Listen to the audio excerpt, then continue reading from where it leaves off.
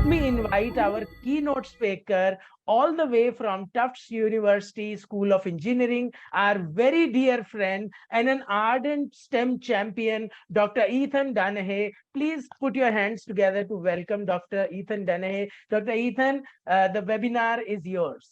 Excellent. Thank you so much for having me here and for first just even putting on this kind of event. I love that you're heading in this direction. And while I know virtual is not the ideal format, it does allow me now to join and share some of my ideas and thoughts. And I look forward to hopefully this being in person in the future. And you know, our time is short, so maybe you'll even invite me there in the future to come share even more ideas that we have. But I wanted to touch on STEM education, STEAM education, and then that role of creativity and what that looks like in there. We've heard some of the ideas leading up to it, but I wanted to dive in a little bit more today. Just for context of where I am sitting right now, so I'm at Tufts University, which is in the northeast part of the United States in a state called Massachusetts. We're just outside the city of Boston. As you may have heard of some of our peer institutions in this area, MIT, Harvard, there's a lot of great schools in the Boston area. And being here as an academic and as an educator and even as a student, when I was a student, is a great place to really share ideas with others and learn from some of the best, which is very exciting. As was said, I sit within the School of Engineering. There, I coordinate a lot of our first-year courses. I teach some of our Intro to Engineering courses. And then I work within a group called the Center for Engineering Education and Outreach, where we actually look at education, do research on education, and think about educational technologies. And so I wanted to step back and think about education and think about perhaps where education has come from. This picture is from the United States, but I can imagine you as teachers or you as students can think of classrooms in India and thinking about the structure and setup of those classrooms. And if we were in person, I would ask you, what do you see in this picture? So I want you to just think for a moment, what do you see in this picture? And maybe you would say things like, I see a teacher up in the front of the room and the students all sitting in rows looking at that teacher. And if you think about the conversation that's happening in this classroom, what is happening right now? Probably the teacher is talking and the students are listening. Hopefully they're listening. But there's not a lot of student-to-student interaction, right? So the students' ideas themselves are not spreading throughout that classroom. They're just learning just from the teacher. And what we're looking for when we talk about innovation and creativity is the students' ideas themselves. And how do we get those out into the atmosphere and shared among students? So if this is the old classroom, I actually did a Google image search for classroom of the future. So I wanted to see, what is that picture of a classroom of the future? And this is the kind of thing that showed up. Now, I want you to reflect back on what we just talked about. Students sitting in rows, facing forward, a teacher in the front of the room. So I argue that the classroom of the future is not just bringing new technologies into the classroom, but actually we really need to restructure what classrooms look like and what that model of education looks like, where it's not just a teacher in the front of the room as the holder of the knowledge and talking at the students, but the teacher is the facilitator of that experience. And we want the students doing things. We want them actively engaged and coming up with their own ideas and being a participant in that classroom. And we've heard about museums and we've heard about WRO and we've heard about these other institutions and organizations that strive to sort of push that change in the educational model. And here in the Austin area, we work with local schools as well. And I have a picture of one of the classrooms that we went into. So now take this image and compare it to the ones that we just saw. And there's a few things you might notice. One is, actually, I don't even see the teacher.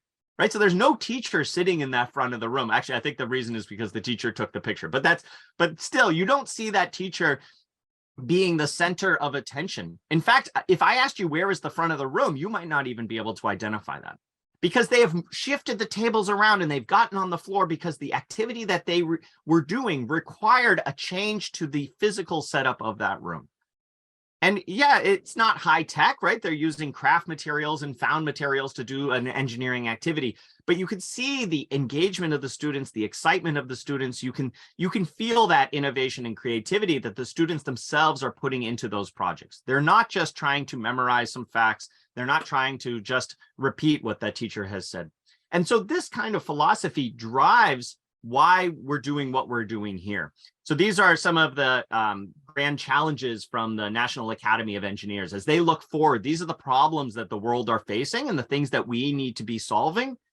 And we're going to need the next generation to be ready to solve that. And yes, we need engineers and we need mathematicians and we need scientists. But as we heard a lot this morning, it's not just about solving them from a technological point of view, but we're going to need policymakers, we're going to need lawyers, we're going to need others in the workforce that understand and appreciate and can address these ideas from across a wide range of disciplines and perspectives. And so that leads to another thing that I've heard a lot. What was it? A STEM is a way of thinking, and all students need to have this scientific mindset. Those are two quotes that I heard earlier today. And that aligns very much with what our mission is at Tufts University within the Center for Engineering Education and Outreach. We want to create problem solvers of tomorrow, and we want to empower all students, not just the ones that will become future engineers, but we believe that STEM is for all, and that bringing that in will help our collective future as local societies, but as a global partnership amongst countries as well. So that's really, really important. And our goal is to do this through interventions, through technologies, through pedagogies, and doing it all through research-based engineering experiences. And I hope to show you some of the things that we do along that way. For me personally, I'm very interested in looking at educational technologies and thinking about not just the technology, but also the environment, as we talked about, and how that can support learning. Often when people think of educational technologies, they think about, oh, we need to give everyone a laptop or have a computer, or actually many people have mobile devices and technologies that aren't computers that are supporting that. But I also push you to think about technology in a much wider range where, and you'll see examples today of some of the Lego products, but Lego to me is a technology that can go into that classroom and really change the environment and change the atmosphere and change the type of lesson and activities that are happening in there, and can push students to that next level of thinking. So thinking more broadly about what technology is. And we've heard a lot about STEM and science, technology, engineering, and mathematics. And so I won't dwell on this, but the idea is that I often see that applied to a very wide range of things. And I want to push on you when you think about STEM learning to really think about how each of those individual disciplines, which often happen in separate classes, in a great STEM activity can really actually come together. How can all of those ideas be happening simultaneously? How can you have a single activity that combines all of those topics together? And importantly, within a meaningful context, right? So we want to engage our students, or as a student, you want to be engaged. And so you want to be doing things that are meaningful to you. So not an idea that the teacher had, not a project that the teacher finds interesting, but what's an interesting project for the students? And how can a single project tap into each of these disciplines? And so I'm going to come back to that point in the future, but I wanted to introduce that now. So as I look at educational tools and technologies, I'm looking for something that's engaging, that can drive our students' learning in a self-directed way, that allows them to explore different solutions, that provides student choice. Iterative, that's an engineering concept, to reimagine, to refine. And naturally, we've been led to some of the Lego products, right? So that allows students to have self-directed learning, to explore on their own. And we've worked a long time with Lego education, so you're going to see a lot of those types of ideas here. But they have products from really young all the way up. And in fact, here at the university, I use some of the Lego education products in my classrooms to actually teach, because I believe strongly in the opportunities that it introduces. That said, while I'm going to show a lot of technology and plastic and Lego products, a lot of these ideas can be implemented with all kinds of different tools and technologies that exhibit the same list of ideas and concepts. So sometimes people say, I don't get it. How can Lego, which is essentially a toy, be used in a classroom to actually teach? And so here's an example that I might do in a first grade classroom, right? So a 6 years old, let's say, I have 6-year-old students and I give them some Lego bricks and I say, build a wall. And what they might build is an example on the left there, where they just stack the bricks one on top of each other and build a wall. But from an engineering point of view, I might say, well, let's try to give it the flick test, right? So this is a test where we actually flick it with our finger. And what you'll find is that wall falls apart very easily. It is not structurally sound.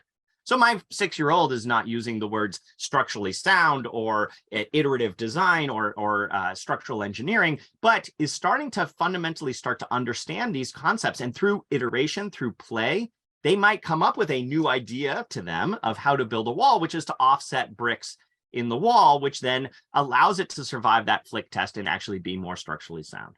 So that idea of the student directed through play, through experimentation, through exploration is actually coming to a deeper understanding of how this is. We're not lecturing, how do I build a wall out of Lego bricks? Hey, make sure you do it in this way. This is the right way and this is the wrong way. But we want the students to come to that understanding. That's that creativity and that's that innovation that sort of can be developed.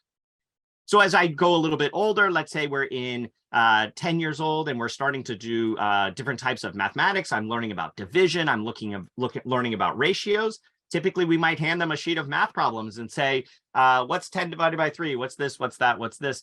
And instead, what I can imagine is let's actually physically build that mathematical equation, right? So if I use gears and gear ratios, and I ask a question like, if the gear on the left turns once, how many times does the gear on the right turn? You actually have to use mathematics in order to figure that out. And so the student can physically build an equation, can experiment, can tactilely feel the equation in action and start to understand inputs and outputs and ratios and the relationship between different values. And so this is now a physical embodiment of a mathematical concept. And math is hard because it's often very abstract and hard to wrap your head around, but here's a way to sort of turn that physically. And so, as I said, this could scan across all of the ages. And in fact, I do this in my own classroom as well. And on the top left is pre-pandemic when we were able to teach in one modality, and I've had to adjust and refigure out how to teach in the current ways. But I love using the Lego robotics platform, and in particular the Spike Prime, in my classroom to have my students do Lego robotics and to explore a whole variety of different types of projects. The first project I do of the semester really emphasizes this idea of self-expression, of creativity, of innovation. I call it the getting to know you, where I just want to know who's in my classroom, who are my students, who are they? I want them to learn to express their ideas and to put themselves out there. And so it's about them being artistic with the Lego bricks. And so here's some pieces from my students where they get to express what they're interested in and what they're after.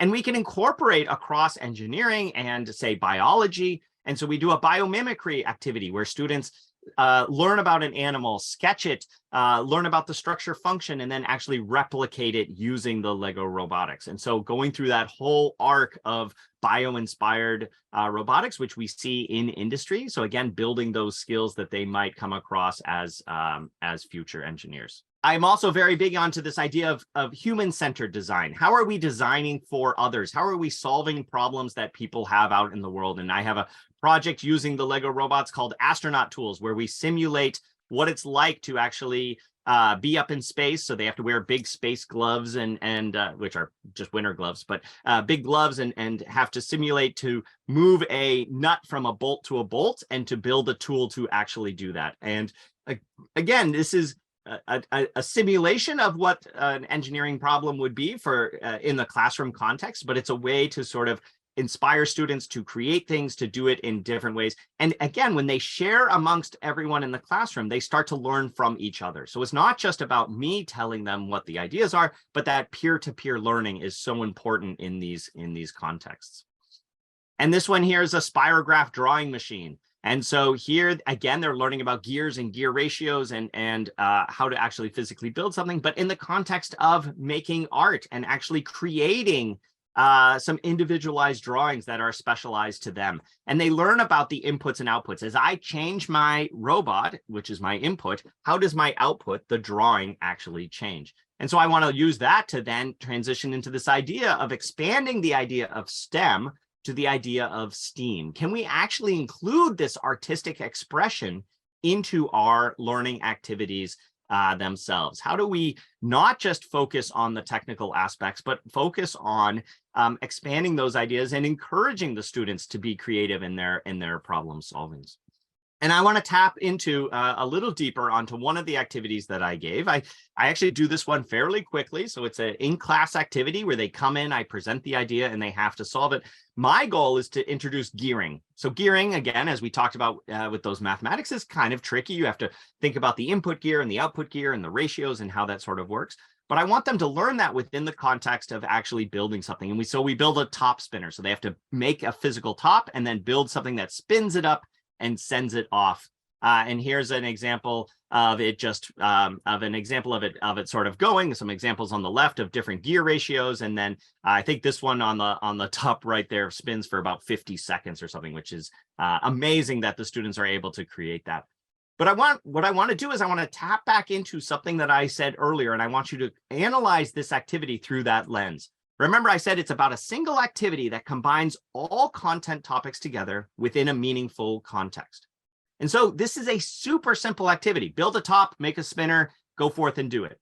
And the students see that as just one little nugget of an activity. But from my point of view as an educator, I'm tapping into so many different disciplines simultaneously.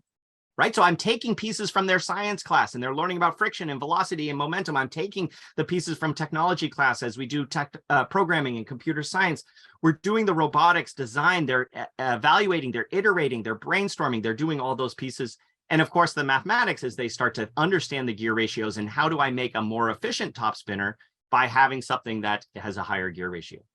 And all of that is within a meaningful context. They're super inspired to make these top spinners, right? They're excited to do it because there's a bit of competition. There's a bit of what did you make? What did I make? There's that self-expression. It's a fun toy that they've now created by the end of the class session.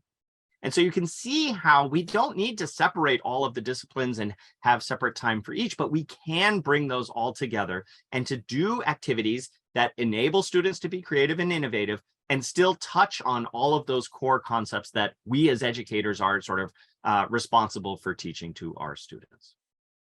Whew. So I went fast, I covered a lot, but I want to thank you so much for this opportunity and a chance to sort of share some of the ideas, philosophies, some of the things that we've done with young kids, and then showing that high ceiling that's possible in education. There's lots more work that we do, and I encourage us to continue this conversation. And I thank you again for this opportunity to come and present. Thanks.